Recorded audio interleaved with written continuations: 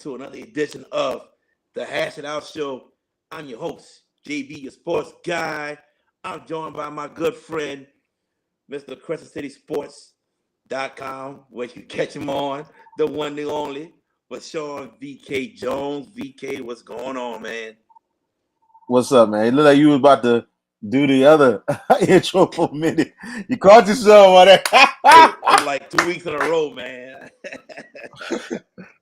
When is that coming back? That's what I'm wondering, man. You had one a couple weeks ago, but We were supposed to have a show last week, but I lost all the power in here, so I couldn't do it. oh, So, okay, so hopefully, this weekend sometime, hopefully Sunday, hopefully. Okay.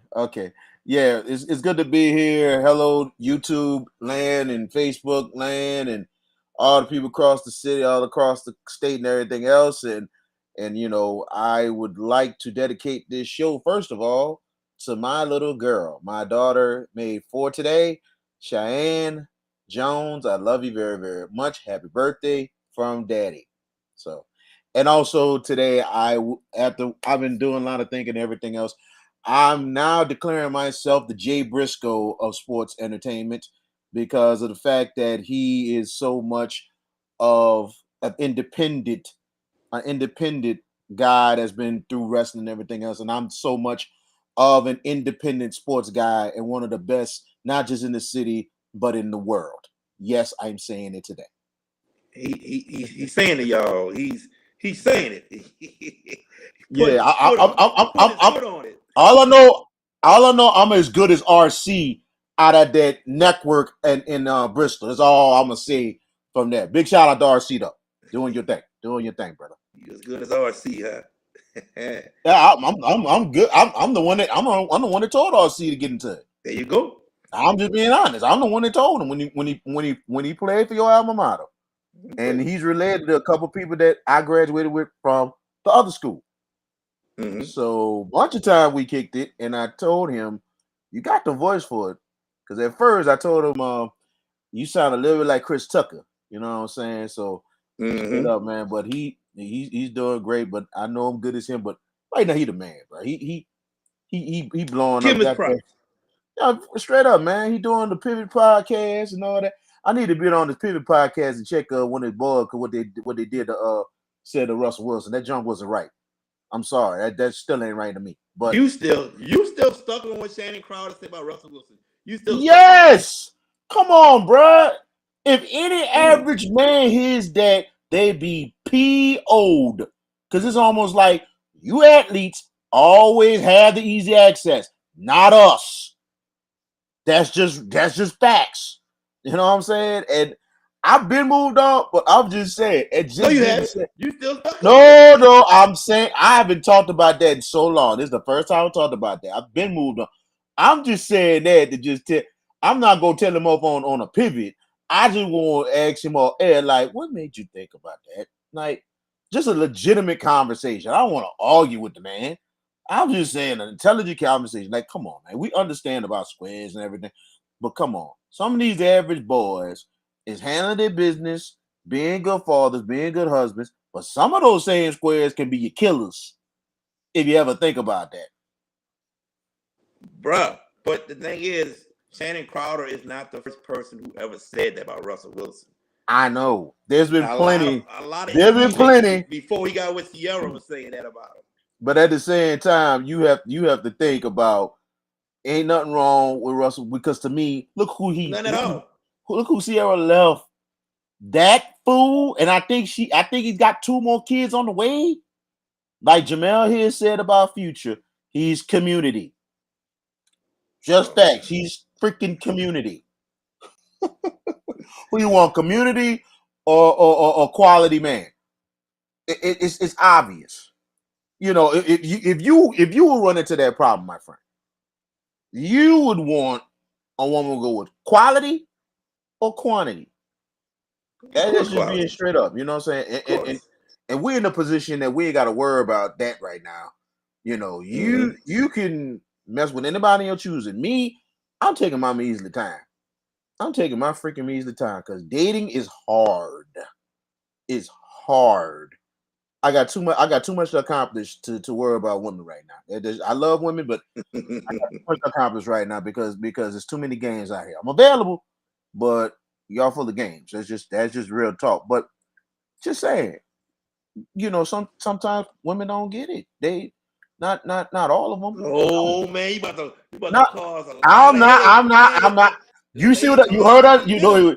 Wait. You Gonna heard what get I? you for sure. Him gonna get me. No. You heard what I just said. Not all. Just some. Not all. That's all right though. They Not they, all. they still coming like, Hey, who he talking about? Who no, he no, no, talking about? no, no, no. They got some. Nice women that be watching the look, show. look. We don't See, want. We don't see. want to lose viewers. I told you already. I told you. God See, don't dog matter it. at all. I told you. This you should have said it. I'm going, Miss Tiffany. I'm going to leave the subject alone. I'm just gonna leave it alone.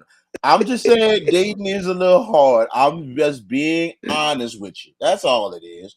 But I'm gonna leave that subject alone because yes, I'm going to tread lightly, man.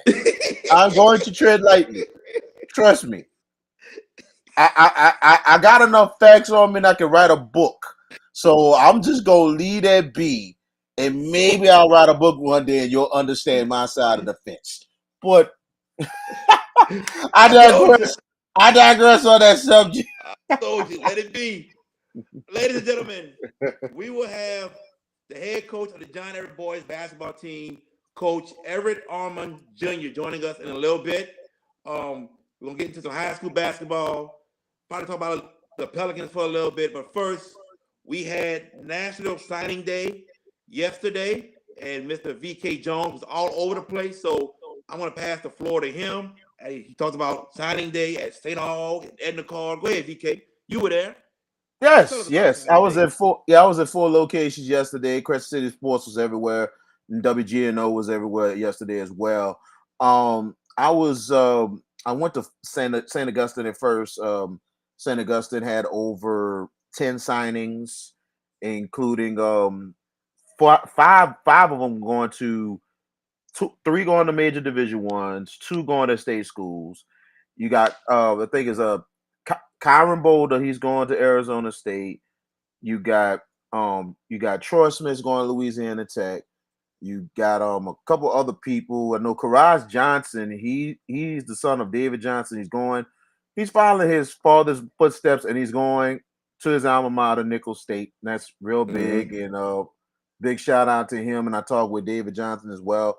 You can go to Crescent City Sports to look at both interviews in itself. And he came in his Nicholls State fit, you know what I'm saying, for the signing. So that's great for him. And big shout out to Nicholls State. Go Colonels. And also we had a Tulane signing, but St. Aug had 10, but they had 8 more that were academically eligible.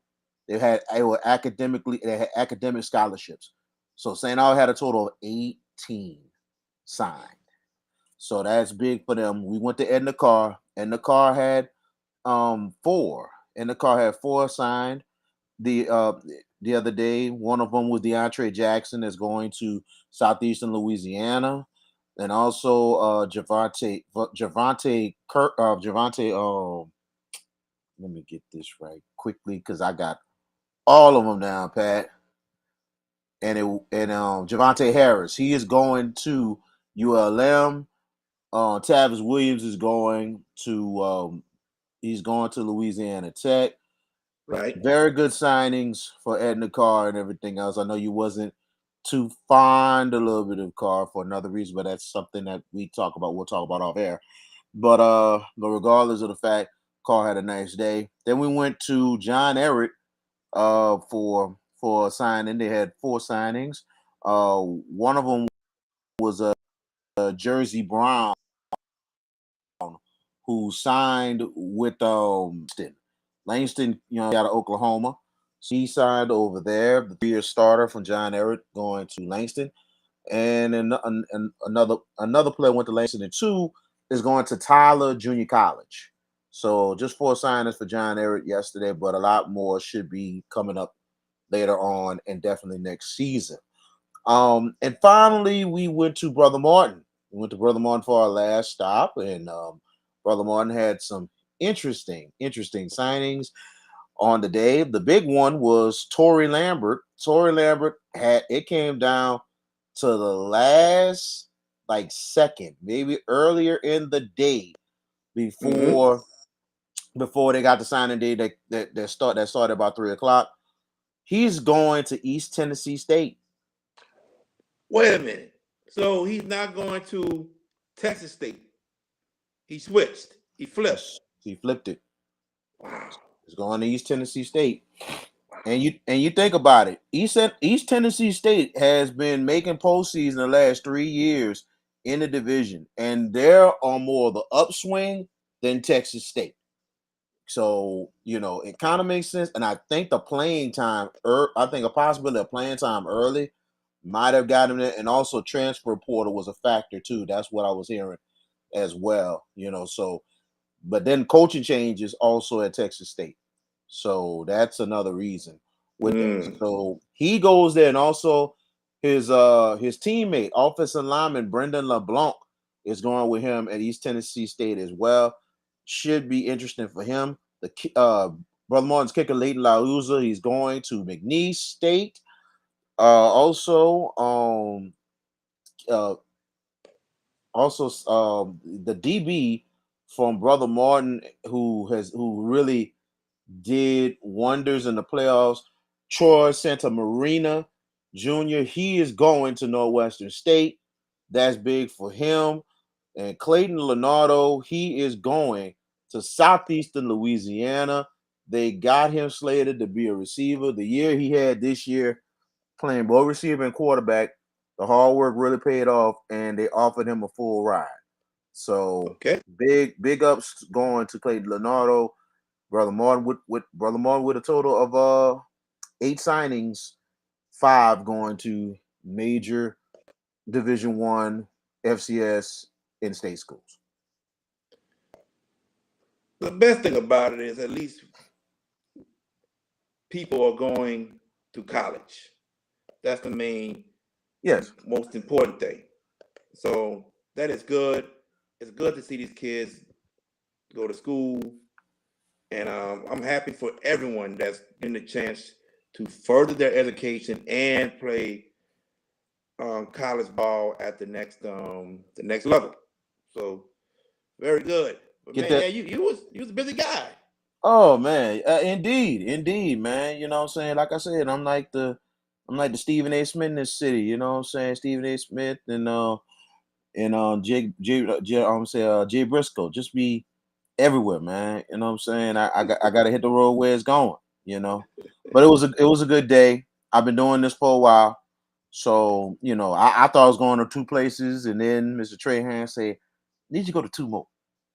Okay, so it was an all day thing. Good thing it was some gaps in between, but we got the work done. Got a lot of content out, but it's good for those kids to get signed and everything else. Shout out to everybody, congratulations.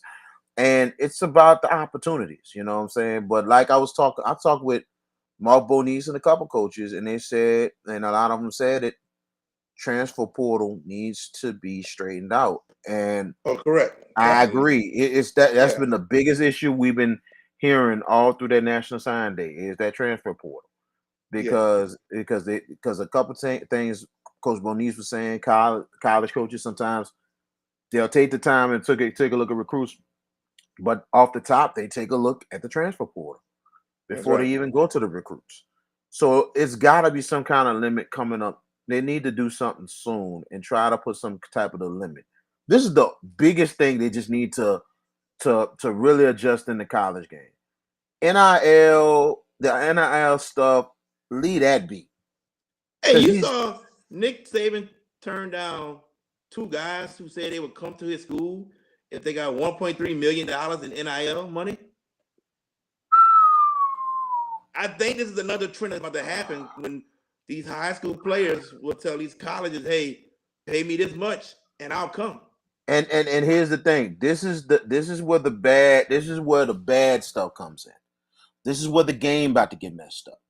Because I understand that people go through a lot of situations and stuff that okay, we can't. I'm in a hole right now. My mom's working 2, 3 jobs. We're losing our home. Well, I get it. We get it.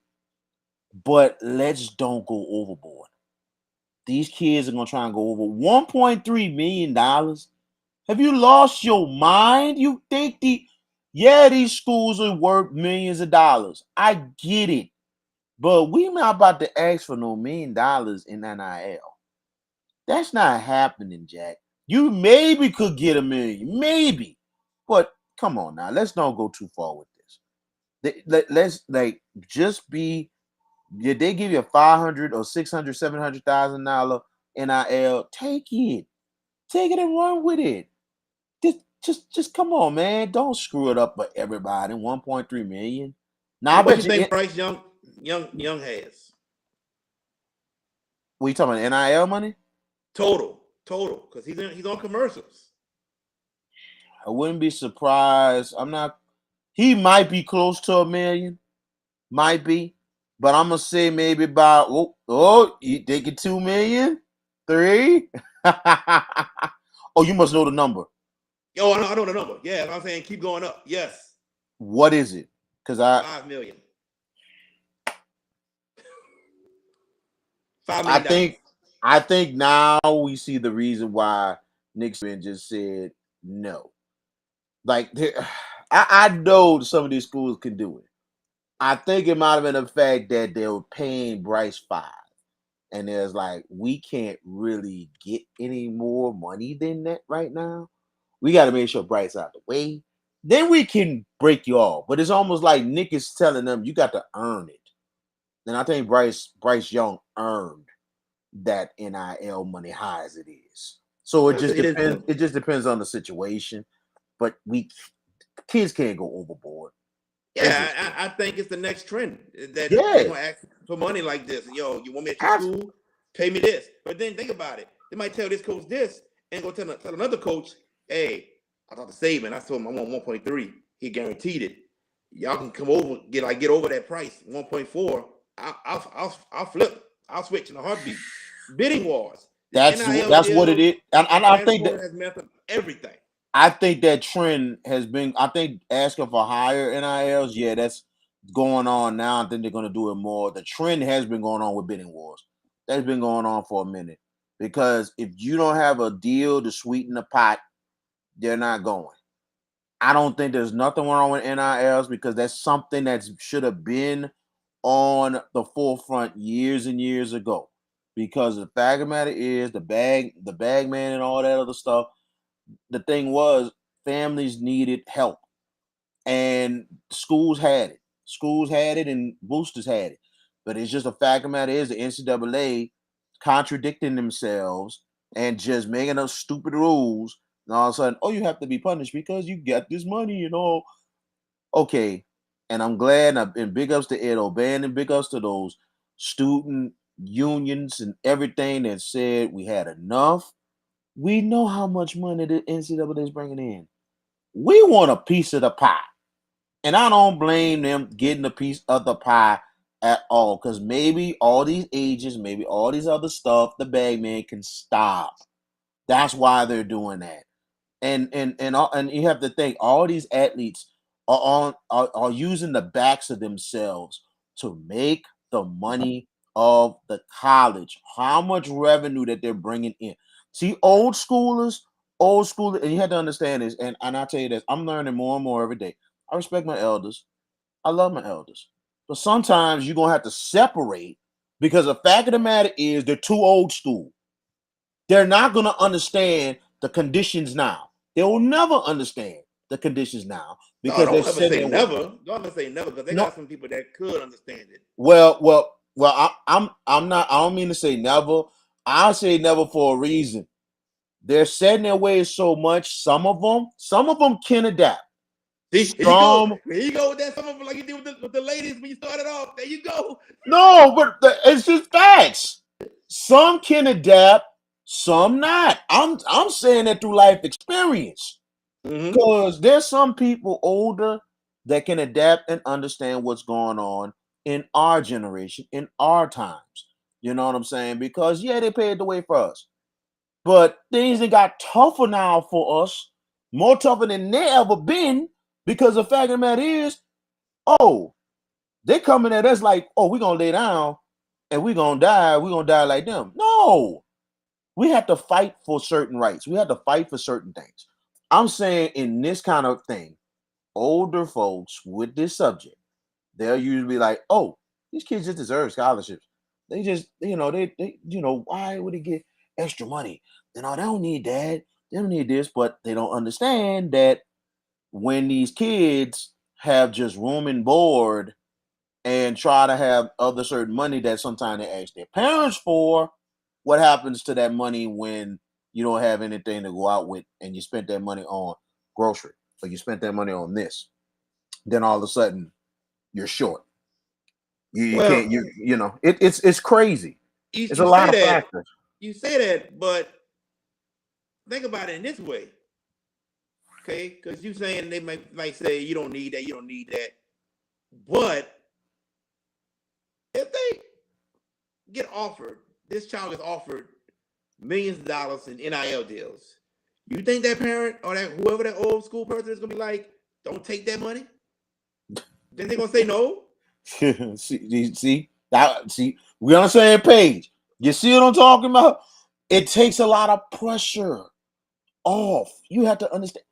If my child getting offered almost six figures for doing commercials and whatever or advertising and not get in trouble by the NCAA or the school, I'm good. Put that in your savings or use it or whatever. I'll still take care of whatever I can for you. But that take a lot of pressure off me. Oh, daddy, I could go get this and sometimes get that. Oh, great. Yeah, go It's get a food. huge help. I All mean, that. that's what I'm saying. And people gotta understand. Older people, they gotta understand is the fact. Oh, yeah, you're right, Tiffany. You on the mark? Absolutely. This generation of parents, of course, they'll accept it. Living through their kids is a freaking shame, but it Hey, is what it is. But look, regardless of the fact, it's most just players, even back in the day, like right. our good friend Blue, all these players, they wished they had NIL deals back in the day. So trust me, these players these days, they want it. They Oh want it. yeah, Arch exactly. Manning, I think. Now look, Arch Manning, he don't need no NIL money, but guess what? He gonna get a lot of it at Texas. He about to get paid. I And said get Arch will be the highest paid NIL player for a very, very long time. and guess what? That's good. That's good for Arch. He don't need the money, but at the same time, guess what? He can make a name for himself. And it's almost like I ain't got to go to my pops. I ain't got to go to my grandpa. I got it. And that's what I'm talking about. Personal responsibility. And you have to understand that takes a lot of pressure off. And and some, like I said, some old schoolers don't understand this. You have to think, and Bomani Jones pointed that out a bunch of times. It's like a meat market with a lot of athletes. Because you have to think about this.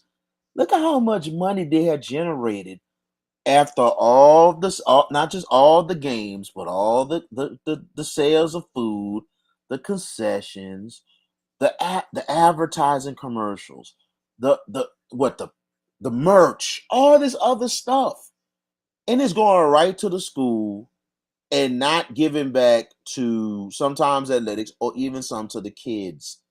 Because you look at maybe the last 25 or 30 years of how much money some of these top programs or programs that's close to the top programs, how much they're generating each year. And it's ridiculous. I'm not going to say 30, 20 years. It's ridiculous now. Back in the day, 80s, 90s, it wasn't okay. You might have had maybe Texas LSU generating like 20, 15, 20, 25 million maybe. Now, 20 years later, they're generating hundreds of millions of dollars. You have to understand that. The name, image, and like they're taking your child's name and making it, they're pocketing the money your child should deserve out the hard work and labor they put down. Well, they were doing that. They were selling Tim Tebow jerseys, and Tebow couldn't get a dime. That's gone. If you sell a number 9 Alabama jersey right now, that goes to Bryce Young, or at least a portion of it, some type of way. Yeah, Goes to Bryce Young. And big ups going to Ed O'Bannon. I know you remember Ed O'Bannon, Yes, former I do. UCLA Bruin. Yes, Went I to do. court, and it was a long battle, and won it. And you just knew right then and there, oh, the change is coming. Yeah. And then Northwestern went up in there, and it's like, nah, we got to push this out. Yep. We got to push this out. That's just straight up right there. So, it opened up a whole bunch of doors. NIL, it don't need to be touched right now. Doesn't need a limit. I don't know. But it depends on budget, what they have. I don't think you should touch NIL. Transfer portal, gift and a curse. I said it before. Transfer portal got to be touched. It's got to be How touched. you put a rule on limit of money? No, you don't. How. You don't put no limit on money. You don't. Because there's too much money already made. So you don't touch that. Transfer portal, you need a limit because it's getting out of control. It's affecting all the colleges. It's affecting college football. It's affecting college programs. It's affecting junior college programs, and it's affecting the recruiting. It's bad right now. It's really, really bad. Like, I don't have a problem with transfer portal, but they do need a limit. If they get a limit, maybe things will be back in control. And a lot of these kids, especially locally, can get looked at by state programs and bigger programs as well. That's the big thing we have noticed, because you notice a lot of these great players we didn't have this year are going to smaller programs. That's the biggest thing I've noticed this year. And this is a rarity for talented players, especially in Southeast Louisiana. I'll say this. When it comes to the transfer portal, I know I read one of the rules they want to put in place. If someone is transferring for the second time, that they have to sit out a year. Now, that's one start. But, I mean, man, it's just so many going immediately. And then you have to think. They got to get some kind of committee and come up with something to control this. That's the first thing. And some of these kids, sometimes they go there for a year or two, especially the smaller schools, because they're trying to get their exposure up. And if they get their exposure up good, they want to go to a bigger program and hopefully be looked at by the pros. You'll get drafted anywhere. That's every college football player dreams to play pro football. Right. It's but then some programs is not getting the exposure. So true. I get it. And that's why they transfer and stuff like that. And some, if they're getting lost in the shuffle, yeah, I understand you gotta go. It's like, and I keep telling people, it's like the Keaton Thompson thing. And I beg to differ. People telling me, oh, I don't know, Keaton was just not that good at Mississippi State. Dude. No. Let me tell you something right now. Played him, bro. I'm saying this. I'm at CCC. I'm at Kahoma Community College, 2.5 hours away. I know people at Mississippi State. Sources told me what was going on. When they told me that Joe Moorhead was picking another starter, my words was, this could potentially be a fireable offense to Moorhead. What are you doing? And it burnt him in the butt. He got what he deserved, period. Hey, thank you. He brought in his own quarterback from Penn State and gave him the job. Keaton won games the year before when your boy was hurt. He was undefeated as a starter. Yes. He was undefeated as a starter. So you can't, I don't care what anybody said, you can't tell me at all that maybe Keaton wasn't that good. I'm like, are you crazy? Look at the season Mississippi State had without Keaton starting and that quarterback, Tommy Stevens. I don't know how the Saints had the audacity to freaking sign him, and they wound up cutting him, thank goodness. Thought they traded him. I think he released him. They released him. Straight But it's trash, ridiculous. homie. Straight trash, homie. Straight trash. So it's just obvious. That's why I was saying it's a gift because players like that, players like maybe Miles Brennan, players like other quarterbacks, like if they see the talent, they're like, all right, if I'm looking pretty good, it's like, okay, I know this guy's gonna come again on me. I'm just gonna leave and I'm just gonna go to another school, get another opportunity. And that's what it is, man. But yeah, they need to come together, have some kind of limit. That's all they need.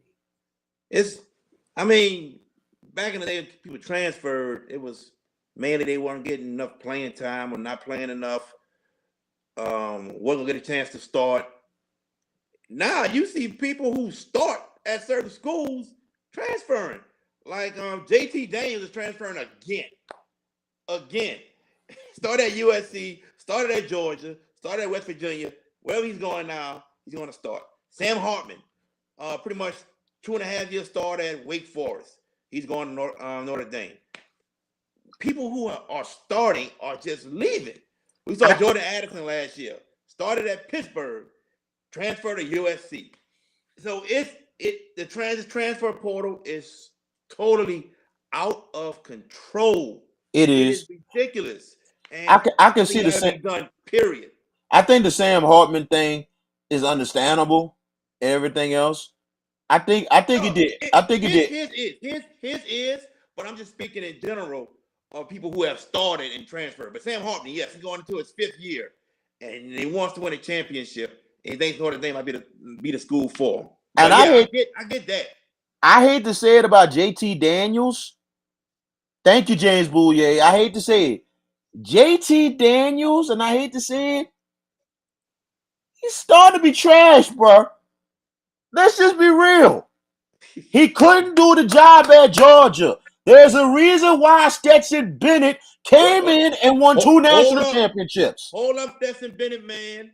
Hold up. I'm The being president real. of the Stetson Bennett fan club. Hold on 1 second. Let's all remember JT Daniels got hurt. And Stetson Bennett came in, and JT Daniels never got the starting job back. You sure In about that that? instance. I'm positive That's about a fact? that. Yes. Okay. I'm positive about that. Okay. Yes. Okay. All right. All right. Now, okay, you're gonna give him the benefit of the doubt. But like Jan said, I'm just giving the benefit of the doubt at Georgia. That's why he Georgia. Okay. transferred a year later. That's why he left. Okay. Yeah, just But at I ain't Georgia. gonna lie. I think JT ain't doing what he's supposed to do right now. It's starting out to look good No, I because agree. he's not being the last time we seen him consistent was at SC.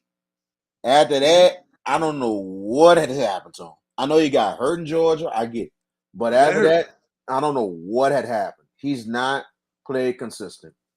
So what JT's trying to look for the right formula just to finish his career? That was probably what it is.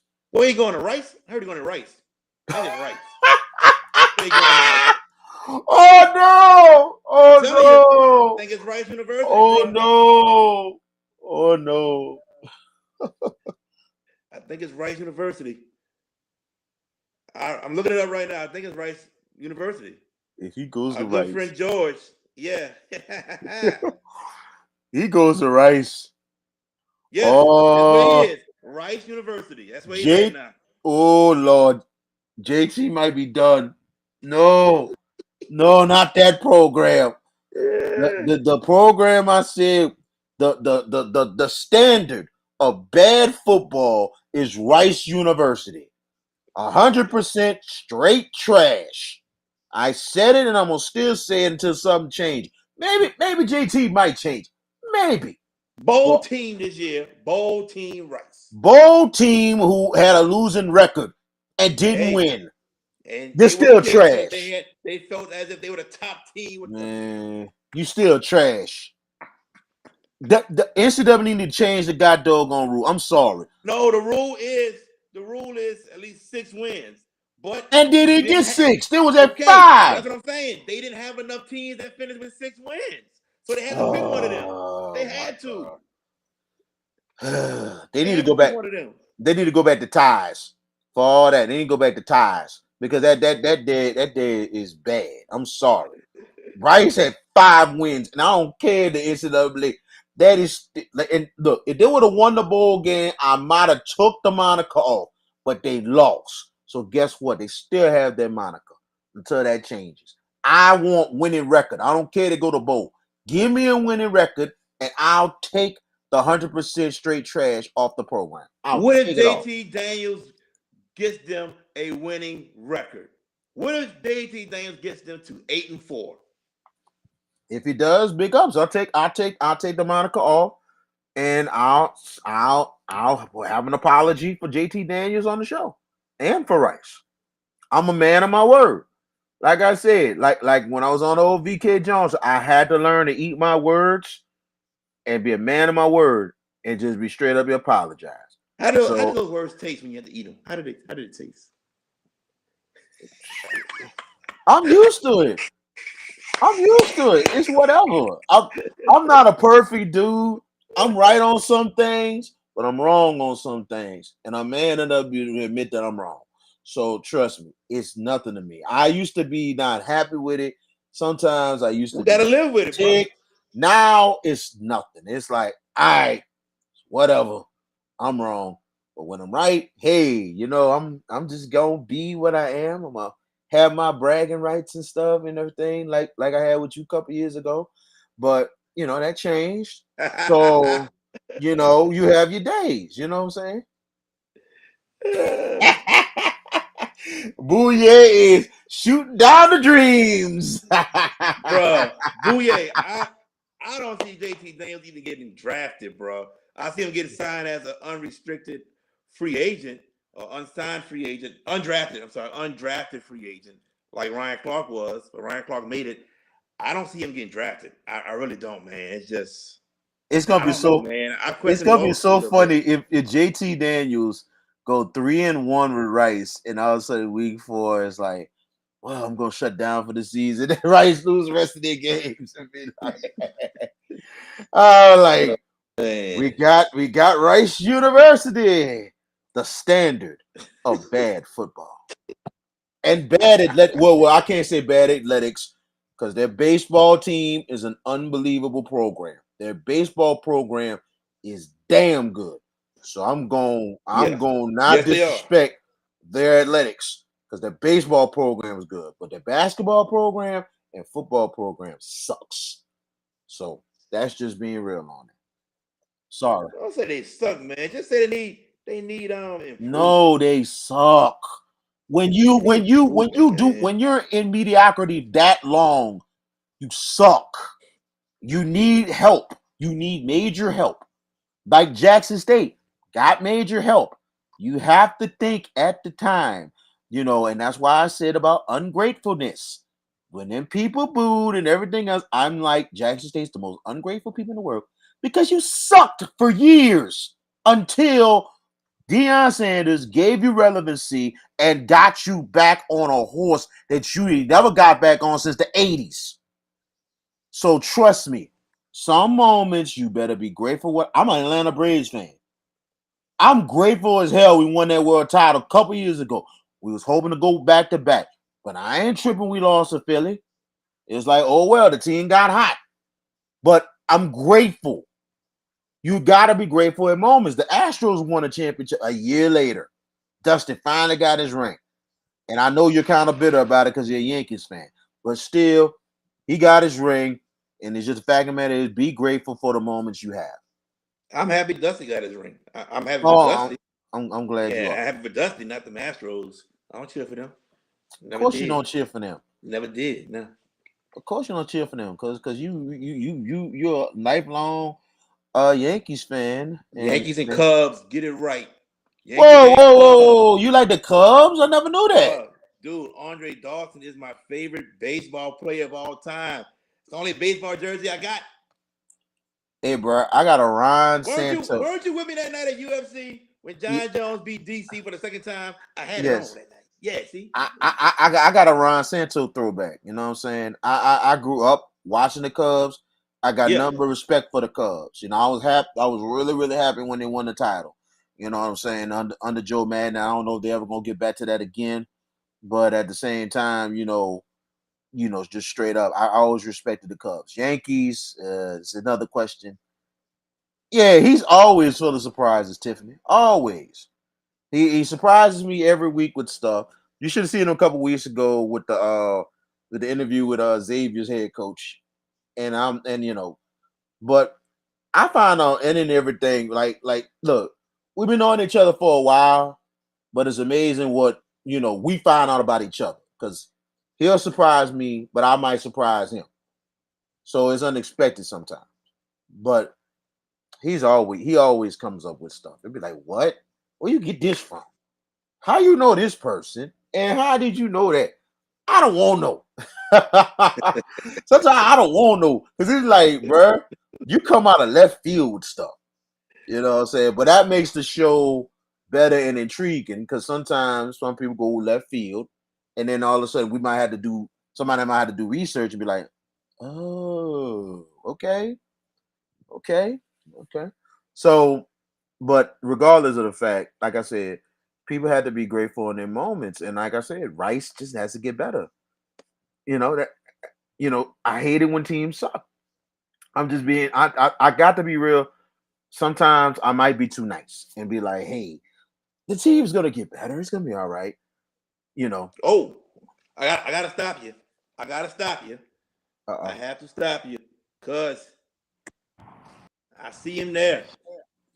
Ladies and gentlemen, doing? what's up, All Coach? right. This is Well, Coach coach. Everett How y'all? Armand, the head coach of John Ehret basketball boys team. Coach, how you doing today? Doing? I'm sorry. I was checking on my man, making an adjustment. My fault. I was in my room checking on my about being late. All good, Coach. Coach, let Can me you hear me? start off with this question. Oh, we hear you. Yes. Yeah, we hear you. Yeah. Mostly, you're known as Coach Cheese. How did that nickname come about?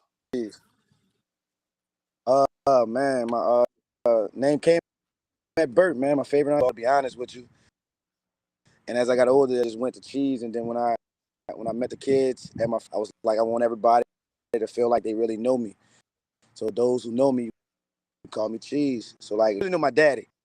So it's like no one really used Everett, Coach Armand, and nothing like that. So it was all like they know me. So it was like Coach Cheese became the thing, and it kind of took off when I was in the middle school at Gretna Middle. It's funny, VK, he says, we start off at Gretna Middle. I'm in a barbershop years ago getting my hair cut, and the barber's like talking about, man, yeah, Gretna Middle doing their thing. You know Coach Cheese. I'm like, who? Coach Cheese. I'm like, oh, who is that? So I've been heard about you, Coach Cheese, years ago, since you was at Gretna Middle. My next question, was it always a dream of yours to coach at your alma mater, John Ehret? Well, no lie, I always believed in what Coach Collins did. Once it was like he had a mission when he took over my senior year. So as long as Coach, it was like, okay, I know that's something I want to get into, like the school system and get back into Coach Middle. It was like I fell in love with that community, those kids, and I was able to walk those kids, and then it's like when it came open, it was like everybody went to telling me like, you fix John Ehret, and I was like, y'all sure? I'm like, what about my brother Kerwin, my brother Donald Reyes? I'm like, I thought they would be, the ones that would get chosen, but then everybody was telling me, like, no, and to be here now and doing it, it became like my reality. A dream is something I could have foreseen, but I didn't see this coming because I thought Coach Collins was coaching to, but it was like, man, you serious? Me? It was like one of them shock moments, and having an opportunity to go home, it was just different. You're going into your third year coaching at John Ehret. Since you've been there, how have you been able to change the culture over there? I would say the culture has changed because the kids feel like they they relate to from their, like they call me the coach of the trenches. Cause like I tell them I'm a trench baby too. I went through born in Monroe, raised in Morero, Chateau Ames, the old ones, so like the kids on. And it was like my biggest thing was just talking with them and learning what their struggles were. My opening day, the night before my opening day, my little cousin was killed, and that kid's killed. Whereas coming back from this summer, we had 0. So it was like something had shifted. And then now we have more kids involved with everything. From our band was not good. Whereas now our band is good. All our auxiliary is good. Like where kids are just, I hate to say it, but it's like Coach Cheese. It's like every coach has a relationship. And it's just a great thing now. Like we barely have any fights. I know everybody like to talk about how negative John Ehret is, but it's way better after 1 year, 2 for me over there. And it's like, it's way better. Well, it's like things are just different. Before I pass it to VK, Coach, you talk about relationship with your players. Tell everyone why that is so important. I mean, for me, it was very important because, like I said, we just my grandmother just passed, but when I was in high school, my mother, man, and being a kid from Herrera, my coaches didn't check on me. They didn't check on mother in the hospital. It wasn't no flower scent. It wasn't no, things of that nature. So when I got into the next cheese ball, find the next one, and just make sure the game, outside of the classroom, just like on the day-to-day things, and become the coach that I wish none of the coaches that I had. It's just that when things got rough for me, no one was checking on my mental. So sure I talked to my boys. Like today, we was fortunate to have Alfred Payton, who's my wife, come in and talk with the guys and just give them his backstory. Just like just let them know, like, man, I want to just relate to you guys and just always wanted to be the coach I wish I had, man. Players, most people say don't be a player, a coach, but I don't know no other way. The kids, and I'm sure there's more coaches that can out X and O me and draw more play. You can't out cheese me because my kids relate to me, not just for basketball. Well, Coach, I gotta tell you, man. You're definitely a product of Marrero. You said Chateau Ames. I'm a product of Marrero too. I'm from the LBP. Yeah. I live on Plaza Drive, but I'm a San graduate. Coca-Cola Plaza. Yes, that's it. But what's funny was I'm a St. Augusta graduate, so that's the only difference. But dang. regardless, I know so many people that came from the halls of John Ehret, and how it is for you, not just being back at the school, but being back with certain teachers that taught you. But then on top of that, with an athletic director that has a lot of experience in the West Bank area, and Sheena Smith, and also a couple other people, including the assistant principal. That's an alumnus too, and that's Mr. Vincent. How it is, it's almost like you're really home, especially the people that you've been knowing in the West Bank and of Marrero. Yeah, it's like, because as I go through my yearbook, I'm seeing a few of the teachers that were there, who coaches soccer. He taught me, Mr. Del Carpio, my principal, was my algebra teacher. He helped me get a mastery on in geometry on the leap. Like, we have Miss George, like my second mama. She took hold of me and helped me get where I was going the wrong way. After my mama got stabbed, she the one that pushed me to go to college, and she's over curriculum. Without her, I don't have 2 degrees. Me and Mr. Vincent had to talk with him about let the kids know, like, let them know you're from the Morrell Project. Let them then and like when you say the AD, man, like, look, no knock to Mr. Jackson at Cox. He was a great AD, but it's nothing like Sheena to deal with, man. Like Sheena makes life easy for her coaches. Believes in everything we believe in. You would think she was from Morrell, even though she's from down Lafitte, but thing that we have going, and if it's something that a coach that's under her, she's there, and not just for Everett. To be honest with you, she goes and help every like when Carl need to get ready to step down. Hopefully, they make the call to her, even though I know her dream job is. I heard that. That'll be really nice for her and everything else. Let's go on the playing coach right now. You guys have been improved a lot this year. The Tuesday victory, and I'm there against Bonneville. You guys really played well. Everybody came together. John Kelly stepped up as a leader, but then on top of that, that front court for Ehret showed a lot. And it's a sign that this team could be dangerous going forward. Tell us about the victory, and also, do you think your team is capable enough to make a very deep playoff run?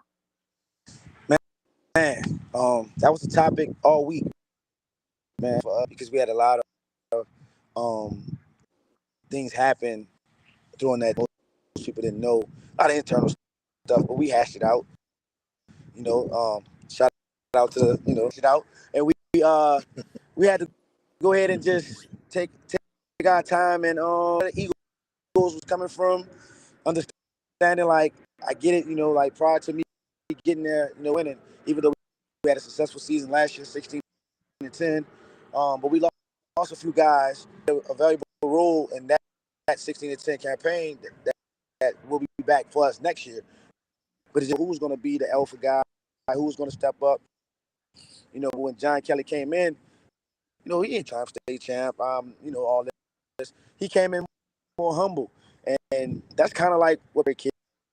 So like that week we talked like this is now or never. Like Bonneville bar for us within 5A, and Micah has did a great job with his program, and he set the bar high to where like it's now or never, because them guys are young. Like they're gonna be the next year. So if you wanted to take hold of this district and try to win this year, you had to go in the track win. And the front court, I mean, they play lights out. But that's how we start, which is one of the top teams in Louisiana. My front court showed that they can be there. So our goal is to handle our business at home, first round home game. Hopefully we could jump in the rankings. I think they had us at 13 right now. If we could jump top the second round game in the trenches, and if we get them home games in Marrero, and if third round in Scotlandville, I mean, that's going to be a tall task, but we here for it. I can compete with anyone, any day, to be honest. Absolutely. And I'm gonna ask you this one more thing, and I'm gonna let Jerry go ahead and finish things.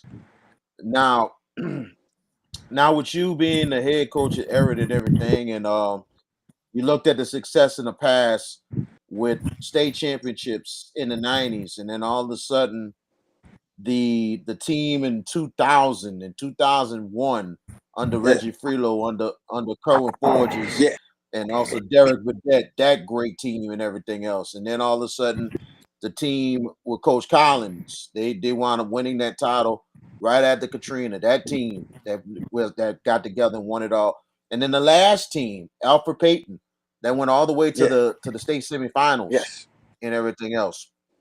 You look like you're trying to really bring back a tradition that has had some success, but also always had some certain gaps in between. Yes.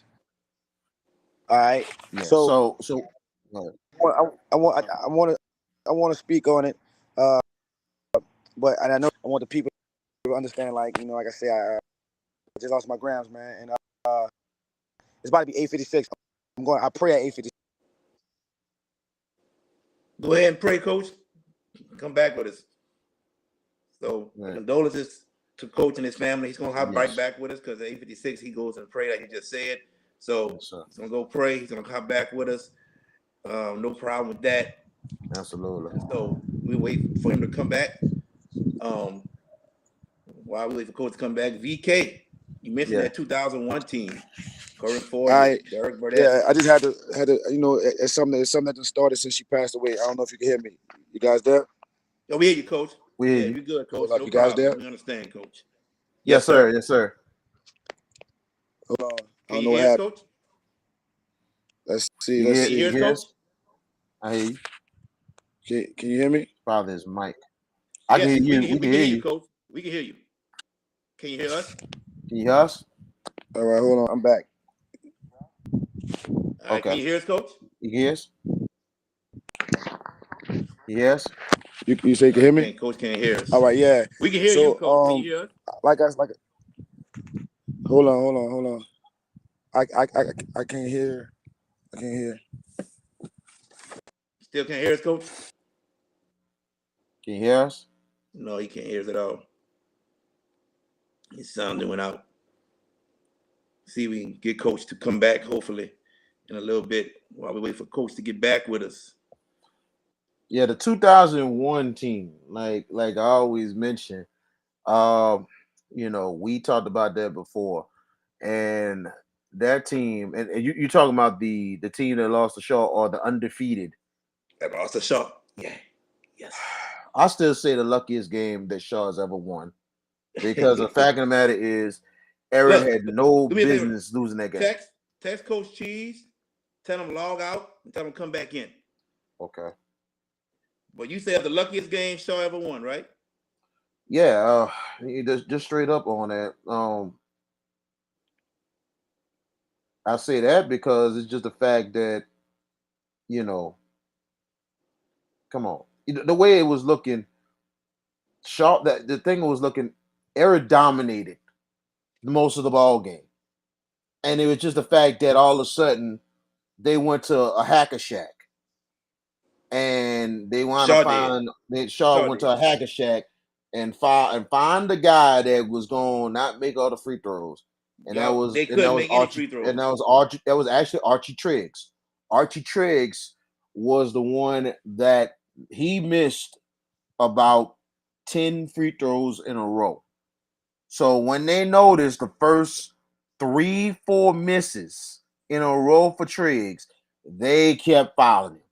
And I just knew right then and there. And the biggest thing I thought of is why Coach is not taking him out. So, Coach, can you hear us now? Yeah, I couldn't hear. I could hear you coming through a little bit, but it wasn't coming through clear. About them 2 free throws, I know Archie missed at the end, and that is why I can't get with Shaw, because we lost that in basketball when Archie missed when Randy Craig fumbled in football, and it was like on our team that year, and we lost the Shaw in football and basketball. Yep. It was like I just can't do Shaw, like I just can't. And they Morero do him because of that right there. And everybody be like, "Why you don't like private schools?" Man, it was throws. And Randy Craig fumbled.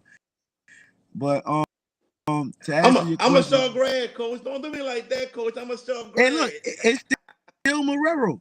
I'm always about to be wrong. But it's just something about.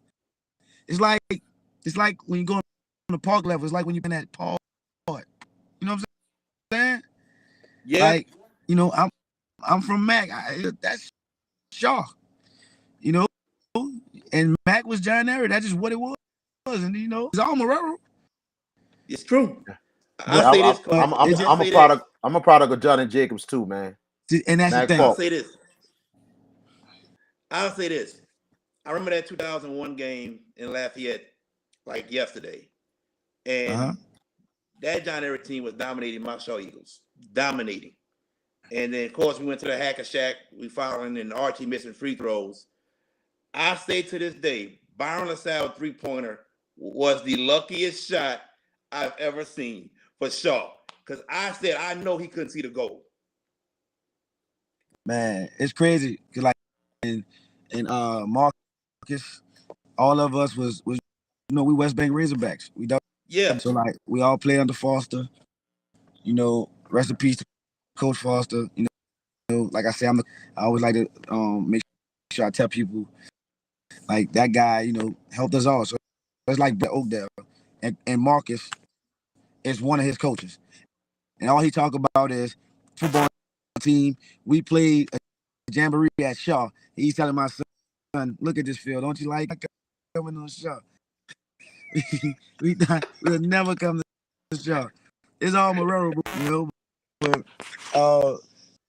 just to answer your question about like the legacy and the team I'm seeing, Yes. I'm like, if we could pull off district and we can pull off returning to the playoffs that haven't been done in like over a decade, like returning to the playoffs, having a kid start winning district, haven't been done since like 2011, 2012 for most of those things. All three this year. I'm like, we like gotta be like a redeem team. Like you have to say we are back last year. Right now we 16-6 this year. Like some of these kids only had won 3 games. We done won 32 games in my first 2 years already. And it's like they have. You may want to see your kid here. We know we're gonna get bypassed by. That's fine. But those who come, they'll see. Like we're teaching a little something. Like I had like John Kelly. We have the kids that no one knew about. But now you have to recognize them in the paper. You're gonna see them on NOLA.com. We're getting Crescent City Sports. We're getting like I would let these kids know, man, you can be like what Alfred told them today. Like Alfred said, I had no scholarship the Final Four. And then I got Casey Jones who played at Higgins, big man at Higgins. I am a real office. Then Will Wade and Chattanooga get my professionals telling y'all like if they don't know you, they're not checking for you. No one's pulling up at John Everett. That's why we're living in the building for the Bonneville game. It was good to see a school finally like right. You know what I'm saying? Absolutely. I'm gonna tell you one thing. You talk about the legacies in the past. A lot of Shaw alumni don't ever want to talk about the year before that Shaw beat Everett. And I What year? still What the year?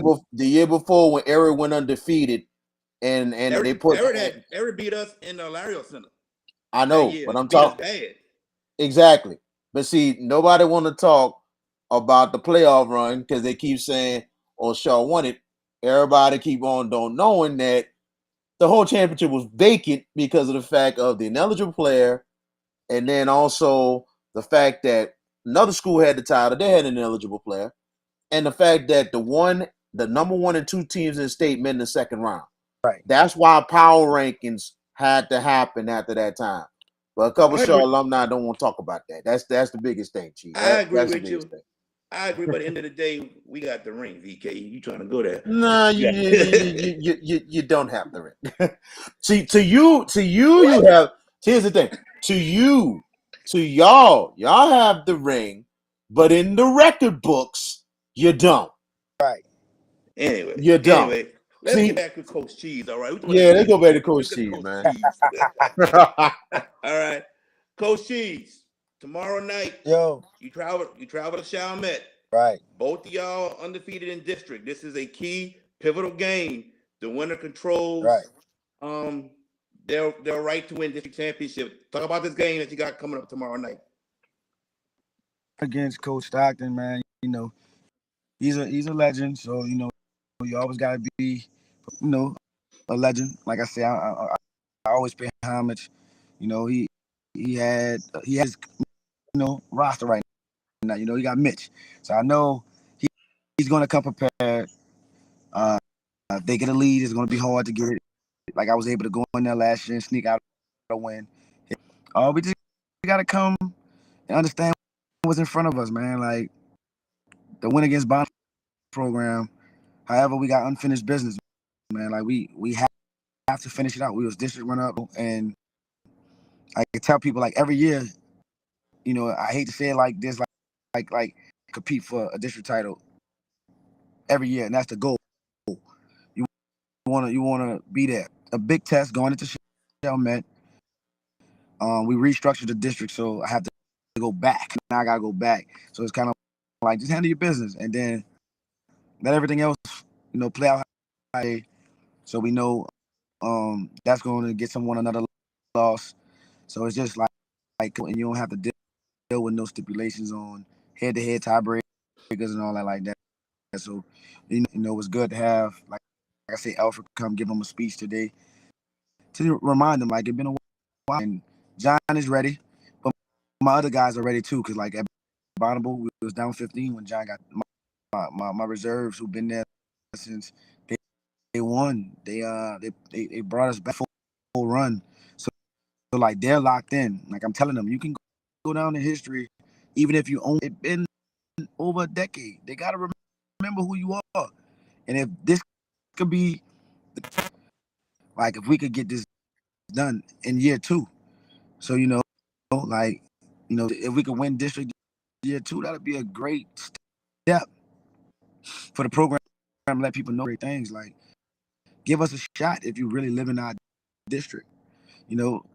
Like if you live in our, you don't always have to go and be an Eagle.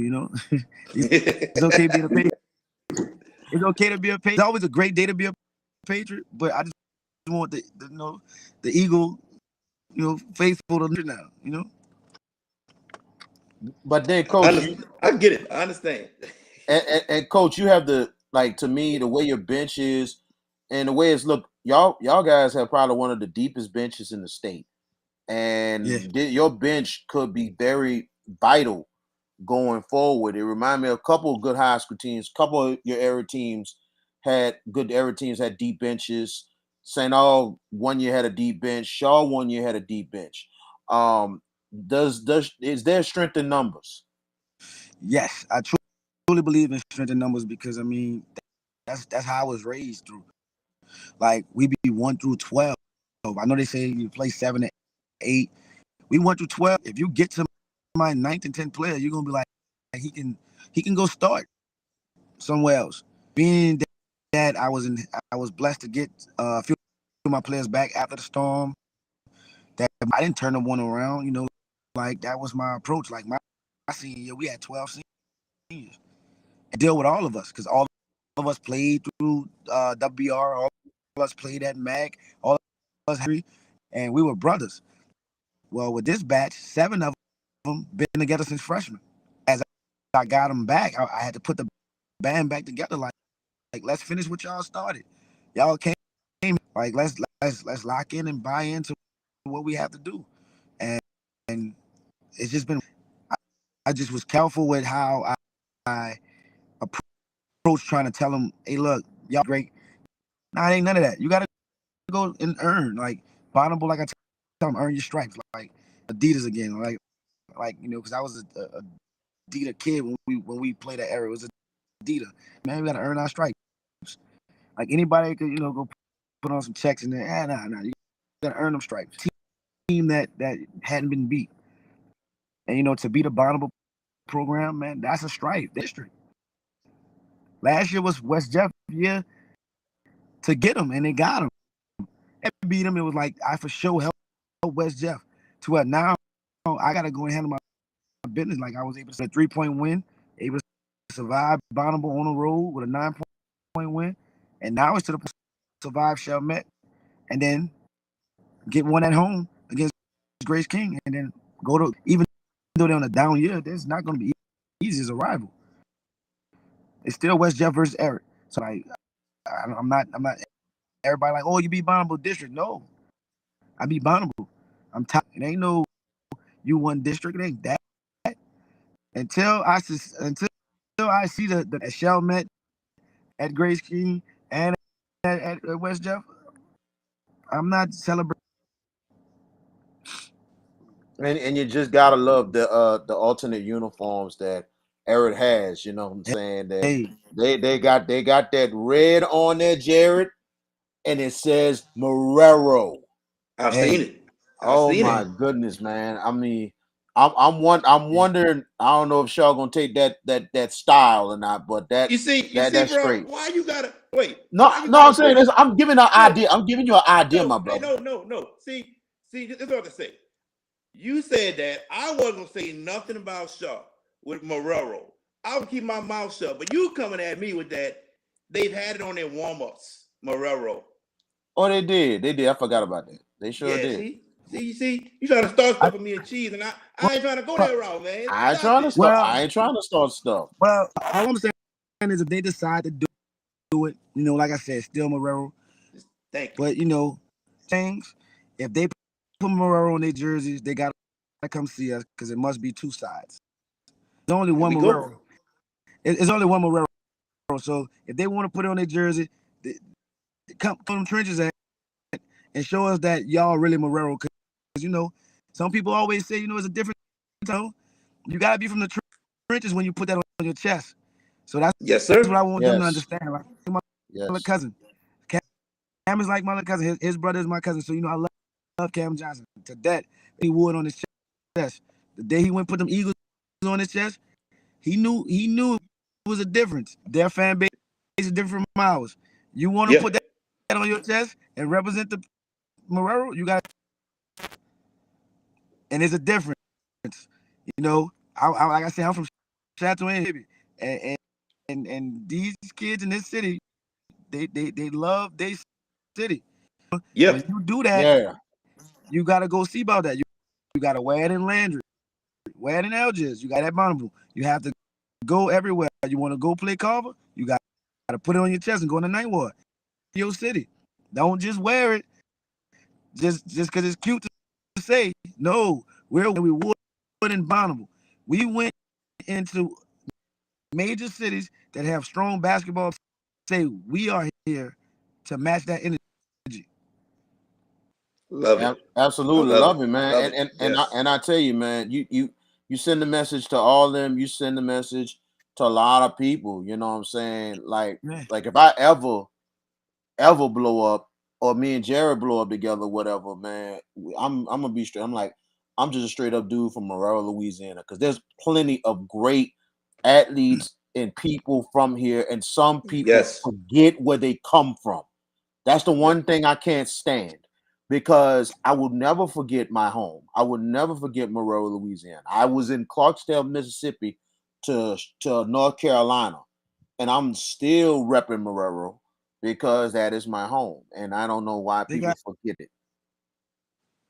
the one coach thing I got that he did wrong was I think he played at Shaw, but he always been down. He's in the NFL, and but he went to Shaw though. Like he big time. Away from in the interview, he was like, "Man, I'm from Louisiana." I said, "All right, all right, all right." He regarded Shaw. You might be talking about RC Ryan Clark. No, not RC, not RC, because I'm good friends with Chaz, his brother. But I'm talking about right, the head coach. Oh, you talking Is it Joseph? about What's his name? yeah, Joseph Oh yeah, Yeah, Vance, and Vance all of Mickey, Vance Joseph. Sammy, Yeah, yeah, Terry. yeah. Yes. Then they go to Shuttle, right? Yes. yes, it did. Yeah. Nah, I know it's Mickey. I'm just messing. We're trying to give him the alumni. I know. No, Yeah, I know. But he had an interview, and I was like, man, he almost turned me from a Packer fan to a Denver Bronco fan when I seen that interview when he was talking about rural Louisiana. I am not from New Orleans, and I was like, bro, because I always tell people the difference is I can be like I'm from New Orleans, so I was born at West Jeff Hospital. I am from rural. I think so. When people be like, why you in the Saints fan? Why you got man? Listen, if there's a team in Monroe other than Shaw, then I root for them. But when you know, like if the Pelicans was in Monroe fan, if the Saints was in Monroe, I'd be a Monroe Saints fan. But I'm just through Monroe. John Ehret do. You know, now Definitely. Ryan Clark on ESPN one day said he was from New Orleans, so I didn't understand. Hold on. Hold on. I guess no, we ain't gonna talk about Look, that. I That I, that's I that, know that Ryan. I know Chaz. Also, my daddy played football with Mike. I saw the show and Ryan said I'm from the Ninth Ward, and I was like, "Why you lying, bro? You from Marrero? that's Why what you I'm lying?" saying. That's what I'm saying. hey, Cause I'm like I got a lot of my brother-in-law, a couple people I know Ryan Clark. It was funny. His cousin, I know his cousins graduated with me in St. Aug. So it's the fact when he said that, I said, hold up, dog. Wait a minute. You know where you from, dog. You know, but I'm at the proud of what call he's chat. doing because he handling Let his Cheese go, business. BK. Let Cheese All talk. right, Go all ahead, right, Cheese. all right, coach. I was about to say, I'm at the call Chaz. I'm at the call Chaz and figure out where, because you know, I was fortunate to coach the Clark, who just finished up at Helen Cox. I coached him Yeah.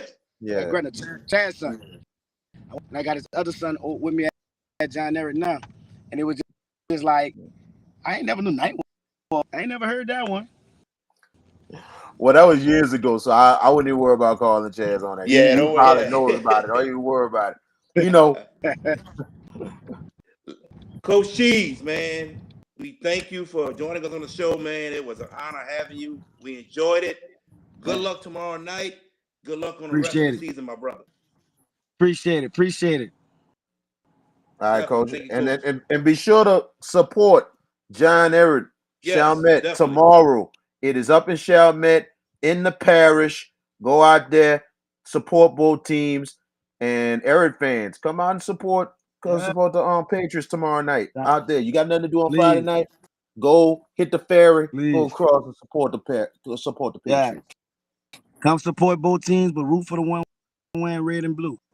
Yes, sir. Yes, sir. All right, Coach. Take it easy, man. Thank you, coach. No problem. All right. Coach Everett Armand Jr., aka Coach Cheese, man. And I like that he gave us a little bit of his lifestyle coming up, man, because you never know what people go through coming up. And I appreciate him telling us, about the lifestyle. And then saying his grandmother passed, and at 8:56 they always say a prayer, man. That is wonderful, man. I'm happy very about it. And that's why respectful. I like talking to these coaches, because we get a little bit of an inside story about their lives that we don't know about. Besides just knowing that they coached a certain high school, man. So, man, definitely, man, put up a Coach Cheese the rest of the season. And great stories, especially, realizing that we're from the same neighborhood and stuff like that and everything. And a lot of people I know that I grew up in the Marrero know him. Because I remember I put an interview up for when they after when they played Sophie Be Right, and the hits were coming, the likes were coming like crazy. And it's like, whoo, a lot of folks know Coach Cheese, you know what I'm saying? But with him saying about Coach Foster and everything else, and I completely understand where he come from on that one, because that's my mentor as well. Coach Etheridge Foster meant so much to all of us in the city of Marrero, you know what I'm saying? Even though I went to another school, it was still the fact that this is still my home, regardless of the fact, still my home. Because even when St. Aug played Everett, it was just the fact of the matter is, oh, we going to war. Oh yeah, this I'm like, we going to war, but at the same time, this is my house. This is my house, and that's what it is. You know what I'm saying? So we got them up in there at Memphis, and then we beat Shaw the same year, and actually we beat them twice that year too. So that was a wonderful It year. must be beat up on Shaw Day, boy. No. We gonna leave them Eagles alone. We gonna leave them alone because the basketball team is the basketball team. Y'all basketball team kicking behind right now. So I'm gonna leave that alone. Y'all basketball team kicking behind. I'm gonna give y'all that props because they're in a tough division and they had a big win last week. So St. Aug was hot. They just lost their first game in 6 games against Dunham in a close game the other night. So, but no meaning. But we're just putting facts out. But it's all love regardless, because it's just the fact that's the competitiveness in us. That's the straight competitiveness Definitely, in that's us all it is. because of where we're from. That's all it is. Even Coach Cheese talking, that's just the competitive talk. That's all it is, everybody. We're nothing serious. All right. So let's talk about high school basketball for a little bit. Ehret got a big win over Bonneville, and they have Chalmette tomorrow night. They get by Chalmette and get by Grace King. They are district champions. And their last game is against West Jeff. Here are your top 15 right now. And I think we said that Scotlandville is still a team to beat. Nothing has changed with that. Absolutely. Absolutely. They only have what 2 losses on the season. But I'm not gonna lie to you. The one team that I can definitely say that can give Scotlandville a run right now, looking at the power rankings, and I got it. I'm going on your route tonight. I'm gonna go on Thank Go you. Preps tonight. Thank you. Same page. Yes, See, it's all good, bro. You know, we work. Purple Knights and Eagles work together. That's what it got to be done. That's got to be done. we do. Yes. So looking at it, the team I think that's gonna give Scotlandville a hard time, to be honest with you, is John Everett. The reason why, because John Everett has a very decent front court, and very good guards. And the thing is, if they can get Dorian Booker in foul trouble, Scotlandville might be severely tested because we got to see what the rest of the front court is. Knowing Scotlandville, they got really good guards, really good defensive guards. So the thing is, Ehret, their front court, they got three good players in the front court that is 6'5" and up. John Okay. Kelly is about 6'7" and a half, 6'8". Lengthy, but he can get the rebounds. He can run the floor. He can play good defense. So it would be an interesting matchup between Kelly and Booker.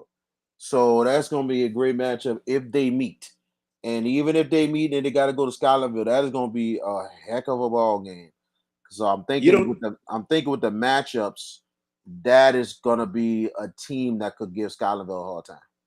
You don't think John Curtis, after losing to them in the championship by 4 points last year, could give Scotlandville a run for their money?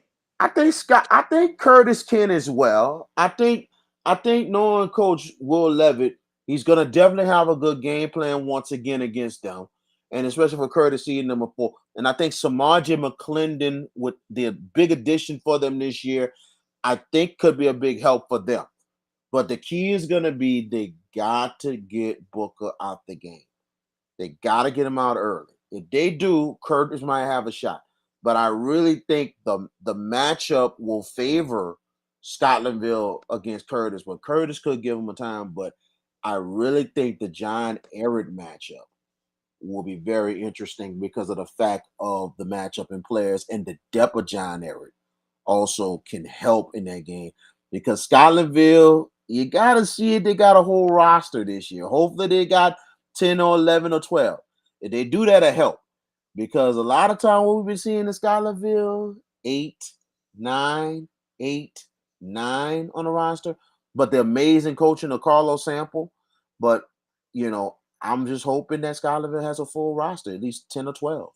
Because they're going to need them all, especially going against Everett. All right. So now I'm at Division One non-select.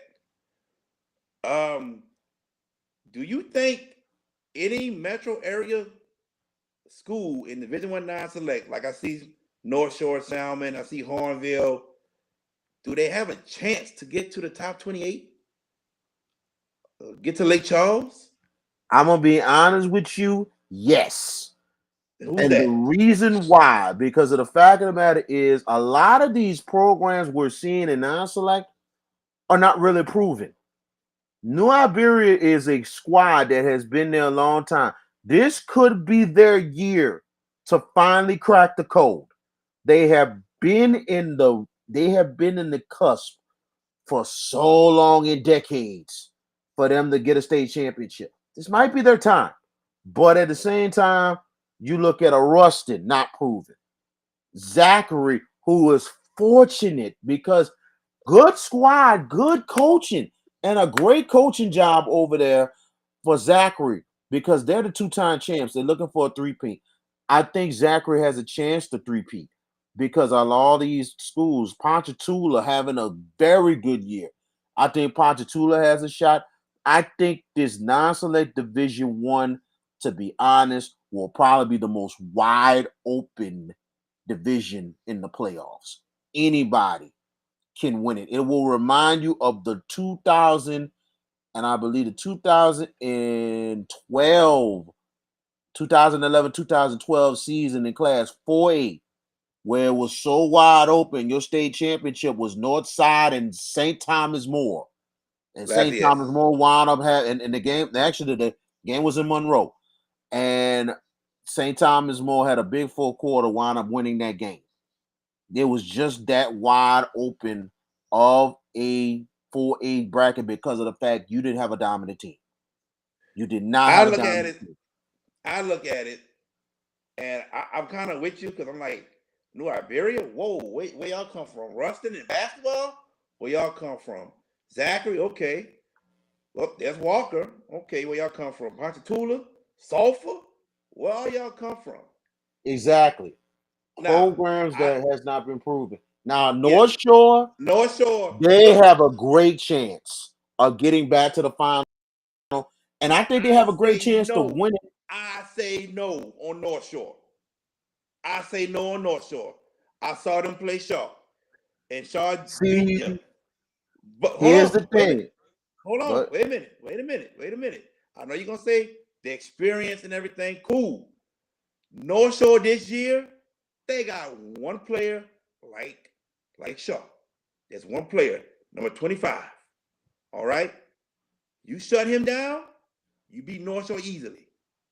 And that's double teaming him when he get the ball, preventing him from getting the ball, period. Run up, you gotta press immediately. He's the point guard. 25. I don't know his name. Stop him, you beat North Shore. Cohen roll bottom. Okay, cool. Roll bottom.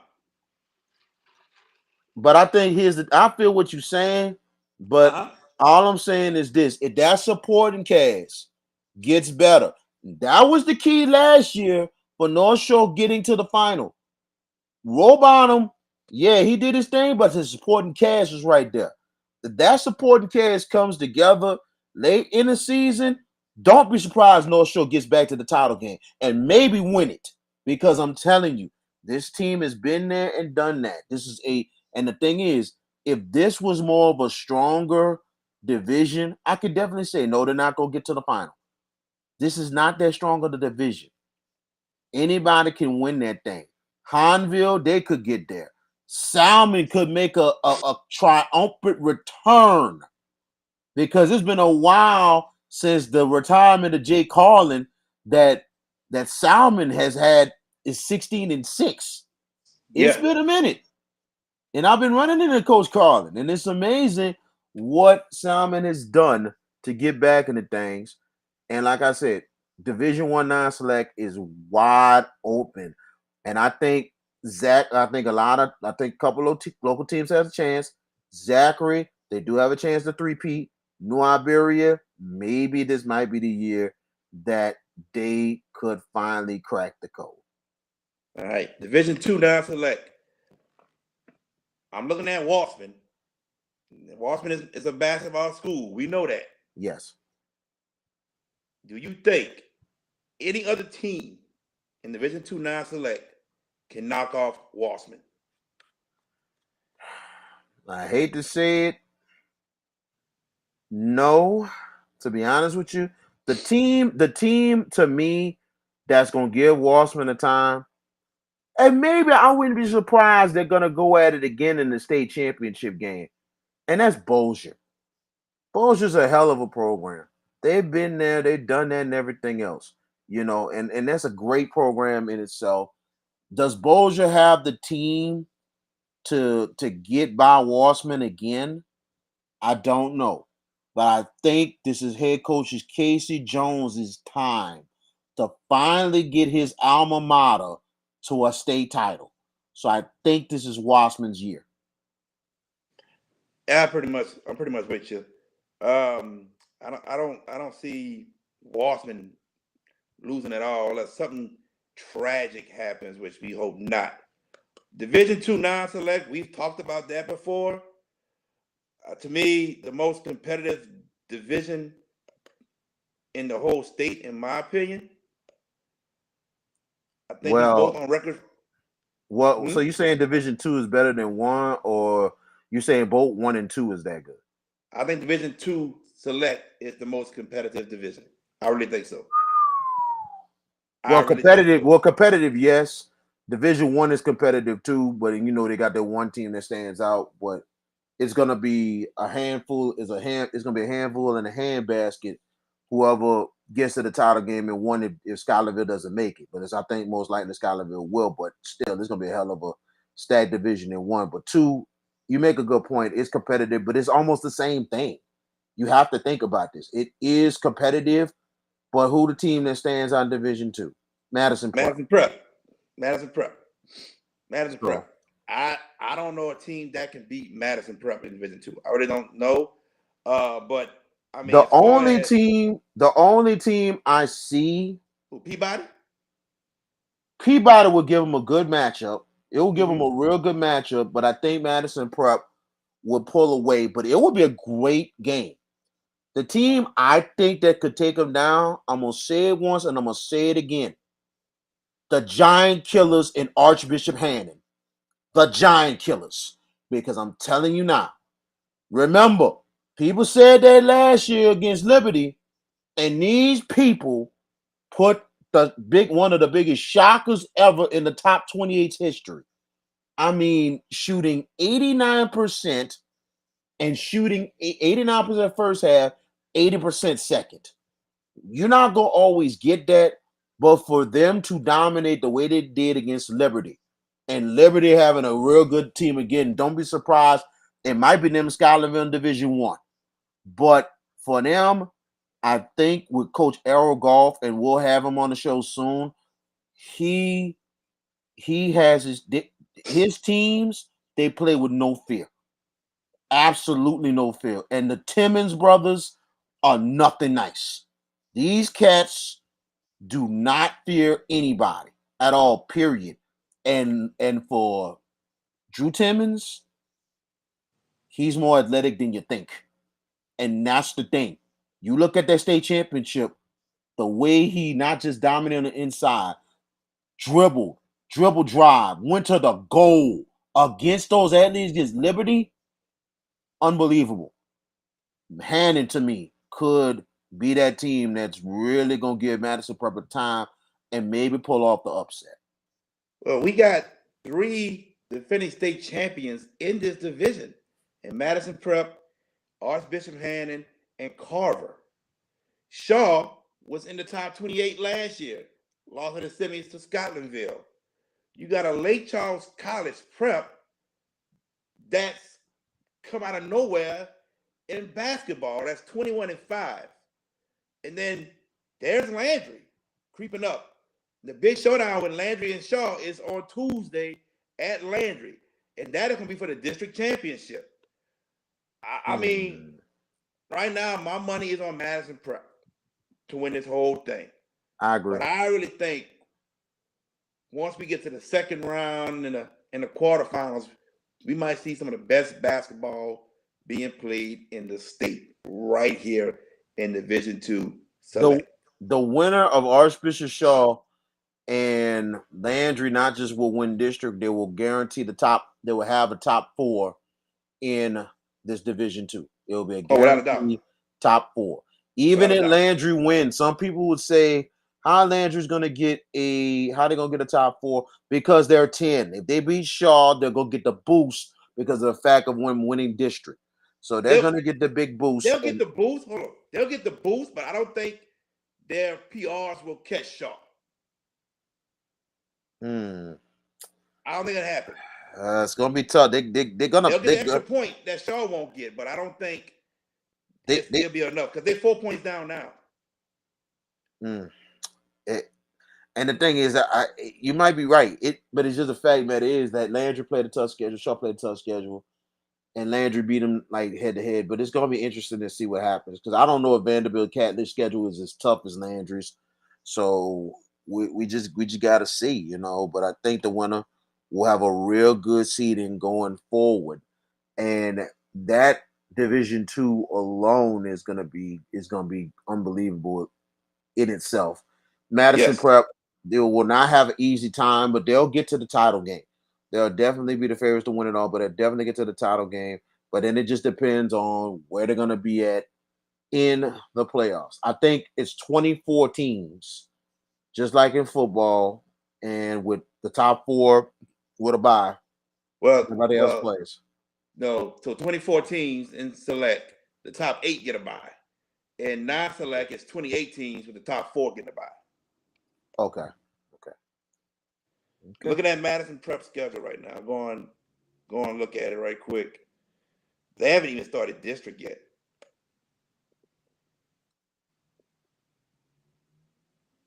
And their district is short. Well, unless there's a mistake on their schedule here, because Madison Prep next games, Ponchatoula, St. Helena, Peabody, Meet, and St. Aug. That's their next games. I just don't. Speaking of that, you already got a playoff preview right there. Oh yeah, easily. Let's see. I'm gonna check something here right quick. See, looking at this door, yo, I don't see a district. That's crazy. See, here we go. See, you see, that's why you go to LHSAA for backup. You know what I'm saying? See yeah, whatever. Yeah, I know. Yeah, whatever. I'm trying to see. Wait, I'm a little confused myself because I think they're 3A. I believe they are 3A. They are 3A. District 6 3A. They're 6 3A. Wait, I think 6 3A is not. I don't know if they're in existence because I don't see a 6 3A district game on their schedule. Me neither. See, I think they have played like all. I think that district doesn't exist because it's the fact that a whole non-conference. That's their schedule. Jesus. Wow. That's unbelievable. And the only loss was to Scotlandville. And you want to know the score on that game was? What was it? 76-48. And Scotlandville won that big. Wow. Yes, indeed. Well, my brother, before we get out of here, next week we'll talk more about boys and we'll talk about the girls too. Got to get the girls some love for sure. Yes. Where will you be tomorrow night? Which game? Well, tomorrow night, I will be at my own middle school football game because it'll be our first game of the season. T.H. Harris will be playing Meisler Middle School tomorrow. So that'll be our first game. It's a rivalry, huh? Yeah, it's a little rivalry, you know what I'm saying? That kind of thing. Yeah. But hopefully our team is ready to go. Hopefully we get our first win. I think we're gonna have the numbers this time, so that'd be good. So Meisler's a disciplined team. So we just gotta be really ready to play, cut down on the mistakes, and hopefully these kids are not scared. They just come out there, have fun, and if they make the plays, handle their business, maybe we get a win. I hope we can shock Jefferson Parish and get this win tomorrow because they're doubting us big time, and I kind of don't blame them. But at the same time, I think we're a team that we got to really work and teach and constantly teach for these kids to have a chance to win. And that's the thing they got to understand. Because when you're in a school that's kind of on a problematic side and you're trying to get things straight, you know you got to deal with certain issues around the school, especially with the kids and trying to keep them straight. But for them, now they got to really, whatever that's going on at home or at school, they need to take it on the field. And that's what we're offering them. So I'm hopefully that these kids are ready to go tomorrow and continue to donate. We'd like to thank everybody who's been donating to our football program. Continue to donate to our T.H. Harris football program. We are at near close to $3,000 in donations. Please continue to donate to our fund. So the link is still on my Facebook page. Just find it and everything else and just continue to donate. And he's putting a link up right now, right here. Please donate much money as we can. We're trying to get about close to $6,000, but we're close to $3,000. We just need a little more from you. We really appreciate it. Just continue to donate to the T.H. Harris Football Fund. We start our season tomorrow against Meisler over Joe Yenny. So I'm looking forward to that. Then Saturday, I will be at Nunez TSBN Sports, the Sports Broadcasting Network, tsbnsports.com, Nunez, Bishop State for the home opener, I will have the call of the doubleheader starting at noon. All right. Tomorrow night, I'll be at You what? LW Higgins High School. I'll be there. 7 o'clock. Higgins versus Shaw. Oh That's my where I will be. God. Yeah. You Be could have there. went to another game, man. That's not. I will be shocked that's gonna be a game. That is not gonna be a game. The game you need to be at, you need to be at St. Aug Curtis. That's the game tomorrow night. Where they playing at? They playing at St. Mary's. It is St. Aug's home game tomorrow. At St. Mary's? Oh, yeah, that's like St. Aug's gym had caught on fire. Right. That's right. They That's still ain't right. fixed it yet. You're right. They usually play at Dillard, but they've been playing their home games this season at St. Mary's. So you need to go there tomorroor instead of going to that one-sided game Ooh, I tomorrow gotta go in to Monroe. Sheffman Tour Highway tomorrow. Huh? Sheffman Tour. That's where I gotta Yeah. go. Well, you're not going deep in Shepman Tour. You just gonna go right up in there. The I, I, school is like I know where it's at. I know where exactly. St. Mary's Academy at. I know. I know, but I'm saying you're not going deep in Oh, Chef. I know I'm not going deep. I know. Just go in there, watch the game, and just haul ass after the game over. That's all it Of is. course. That Curtis and but St. Aug at St. Mary's. Okay. I Curtis and might do St. that. Augustine, I'm telling you, that's a better game. You'll get your money's worth. The winner of that game will most likely win the district championship in a very Yep. probably the most competitive Catholic league we have seen in a long, long time. Yep. So that is going to be a great game. The winner of that game is going to get a very, very good seed going forward, especially if they hold on to win district. So Definitely. that's the Definitely. I that's the totally agree. game. Totally agree. Shaw, Totally Shaw, agree. Shaw Higgins. Oh God, like Hey, bro, it's I, West I'm Bennington, not, and man. I don't mean It's to dump. Marrero. It's Marrero. I don't mean to dump on LW Higgins, but I'm sorry. This Higgins basketball program has not been the same since Marshall Jackson has retired as a head coach, and that's not good right now. And hopefully Higgins could get back up, but right now it's Higgins athletics period is it's just not it's disappointing right now. I'm not going I'm not gonna do like I did the Rice, not at all, because they're kids. They're Yeah, high don't school act like high kids. school, please. Yeah. They're high school kids. I'm not gonna do that to high school kids. I'm not gonna dump on them because that's high school. But at the same time, it's been very disappointing over there, Higgins. So I don't know if you want to go there tomorrow.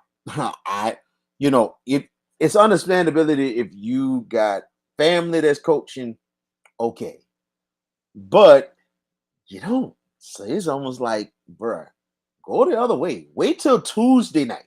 We're gonna get together Tuesday night. That's for sure. I'm hoping the only way I don't go if I gotta go cover this BRCC game in Hammond on Tuesday. If Uh, I just gotta find out. But if I don't, I'm there with you Tuesday night in Landry. And that's gonna be a great game Tuesday night. You know what I'm yep. saying? Because I Yep. tell you one thing.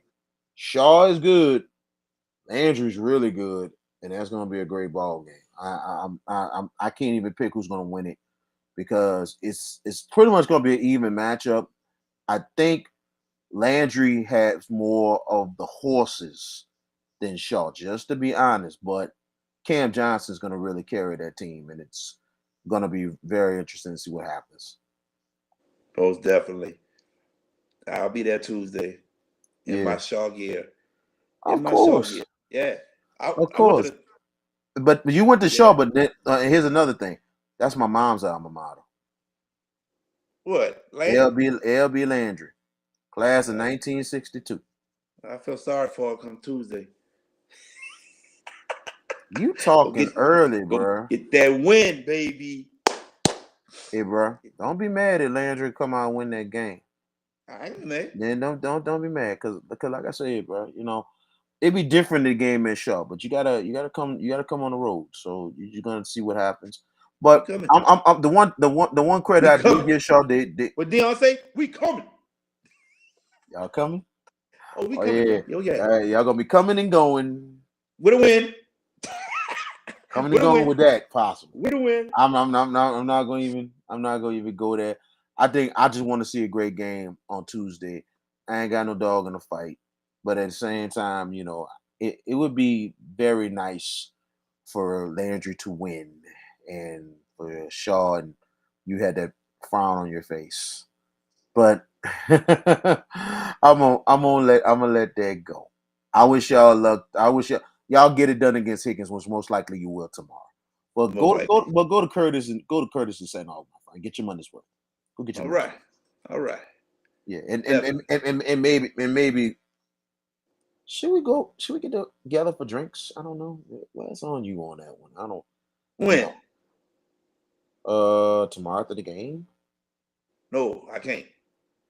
Oh, that's right. You gotta. I'm You gotta. leaving early. Leaving early. Yeah, you gotta leave early. Then I gotta get the Chalmette for like 10:30 for a Uh-huh. noon start. Yeah, you're right. Yeah, I'm leaving real early. Yes. Yeah. Yes. And we got an exclusive interview coming up soon. Tell them. We'll let you know.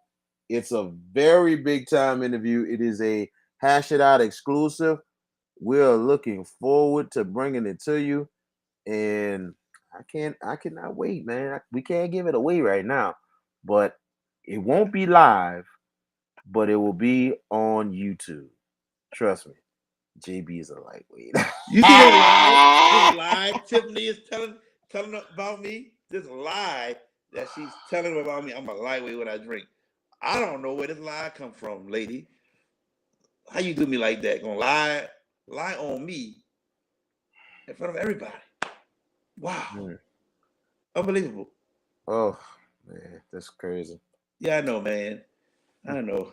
Yeah. So we'll Shout have out an to Tiffany interview though. next. Yeah, shout out to her. Shout out to everybody who came on tonight.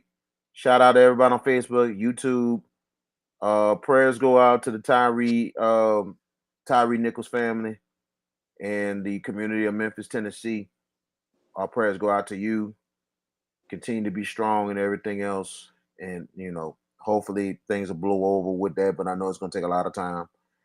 And we'll end it off with a good note. Happy birthday to Cheyenne. Love That's you. right. Daddy loves you. 4 years old. I like to thank everybody on Facebook for wishing her happy birthday. I really, really appreciate that very, very much. Most definitely. Ladies and gents, we will be back next week. Hopefully we have another guest. See who we can get. Other than that, make sure you tune in right here to the Hash It Out Show. For VK Jones, I'm JB, the sports guy. See y'all next week. Take care.